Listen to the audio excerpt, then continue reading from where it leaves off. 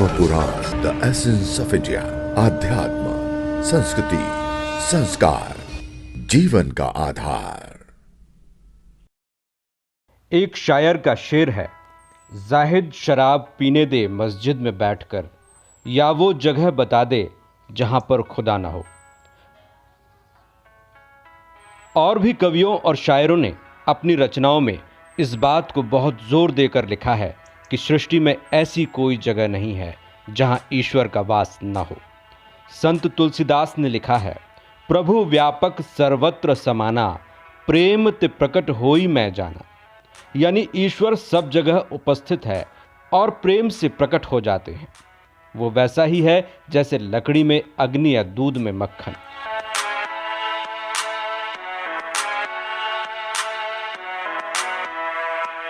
ध्यान में एक पल कभी अनुभव करें तो देखता हमको कोई आठों प्रहर है।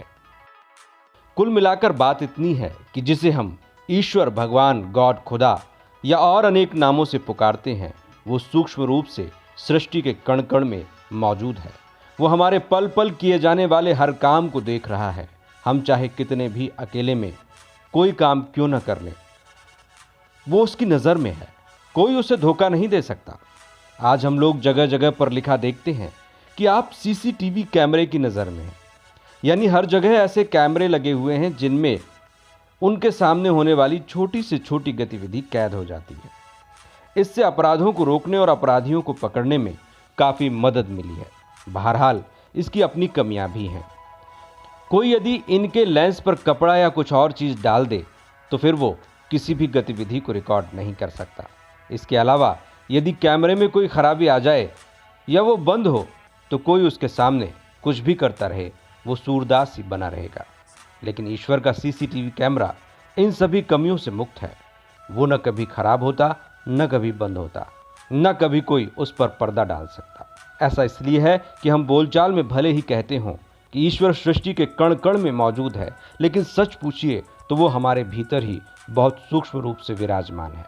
भारतीय ग्रंथों में ईश्वर को सबके हृदय का प्रेरक, सबके हृदय का वासी और ज्योति रूप में हमारे शरीर में ही स्थित कहा गया है।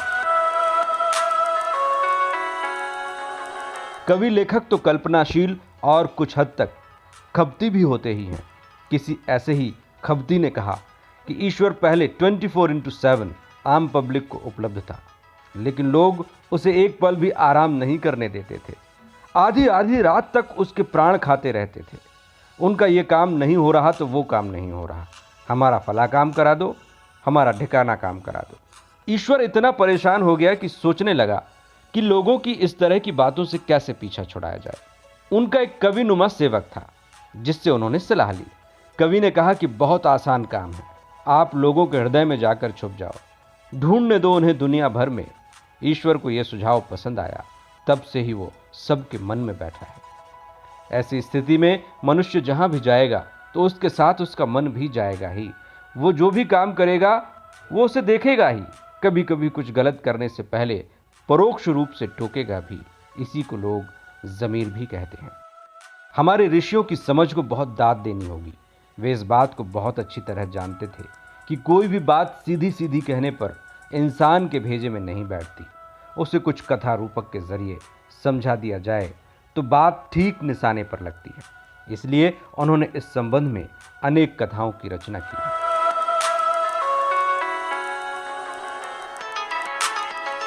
एक ऋषि के 3 शिष्य शिक्षा पूरी कर चुके थे।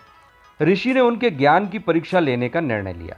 उन्होंने तीनों शिष्यों को कोई चीज देकर कहा कि इसे ऐसी जगह छुपा कर आओ जहां कोई भी देखने वाला नहीं हो।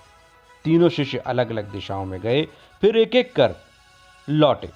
पहले शिष्य ने कहा कि गुरुजी, मैंने उस वस्तु को ऐसी जगह छुपाया है जहां दूर दूर तक कोई देखने वाला नहीं था। दूसरे ने कहा कि मैंने उसे ऐसी जगह छुपाया है जहां घोर अंधेरा था और हवा तक का प्रवेश नहीं था। बहुत देर बाद तीसरा शिष्य मुंह लटकाए हुए आया। उसके हाथ में वो वस्तु रखी थी। गुरुजी के पूछने पर उसने बताया कि बहुत तलाश करने पर भी उसे कोई ऐसी जगह नहीं मिली जहां कोई देखने वाला नहीं हो। मुझे हमेशा ऐसा लगता रहा कि मुझे हर पल कोई देख रहा है। गुरुजी ने उसकी पीठ थपथपाई और उसे उत्तीर्ण करने के साथ ही अपना उत्तराधिकारी घोषित कर दिया। दरअसल उस शिष्य ने उसे अनुभव कर लिया था जिसे हम ज़मीर, ईश्वर, भगवान या गॉड कहते हैं।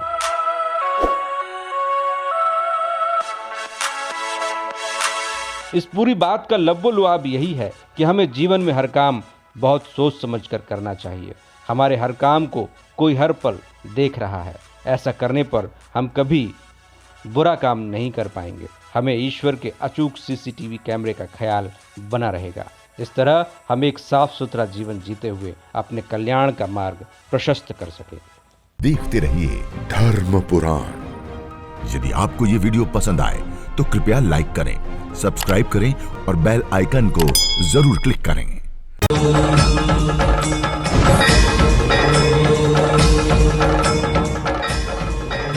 धर्म पुराण, द एसेंस ऑफ इंडिया।